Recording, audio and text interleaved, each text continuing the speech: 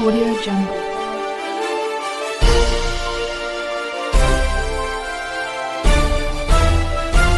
Audio Jungle.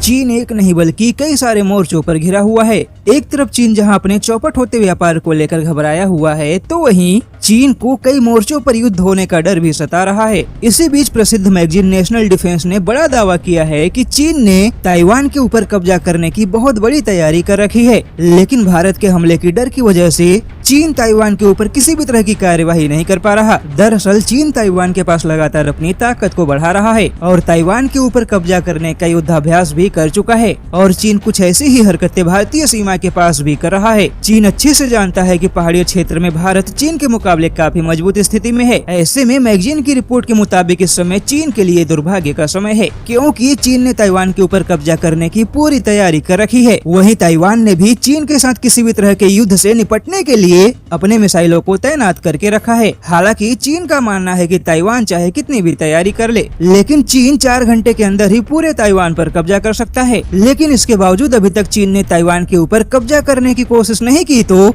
उसका सबसे बड़ा कारण भारत और अमेरिका है। चीन को इस बात का डर है कि अगर मौजूदा माहौल में चीन ताइवान के साथ युद्ध करता है, तो भारत चीन के खिलाफ अपने कूटनीतिक चैनलों का इस्तेमाल करके जापान और अमेरिका के समर्थन में एक बड़े युद्ध की शुरुआत करके चीन की जमीन पर कब्जा करने की कोशिश कर सकता है। वहीं चीन के सुरक्षा सलाहकारों का भी मानना है कि चीन के खिलाफ भारत की तैयारियां काफी आक्रामक हैं और भारत ने जिस तरह से चीन को अपनी ताकत दिखाने की कोशिश की है, ऐसा पहले कभी भारत की तरफ से नहीं देखा गया था। वैसे देखा जाए तो डिफेंस मैगजीन की रिपोर्ट काफी सही लगती है, क्योंकि चीन लगातार अपने हथियारों का प्रदर्शन करके ताइवान के ऊपर दबाव बनाने की कोशिश कर रहा है और 4 घंटे के अंदर ही ताइवान के ऊपर कब्जा करने का दावा करने के बाद भी चीन ताइवान के ऊपर किसी भी तरह का हमला करने का साहस नहीं दिखा पाया, जो यह दर्शाता है कि इस बार चीन भारत के आक्रामक तेवर और तैयारियों को लेकर घबराया हुआ है।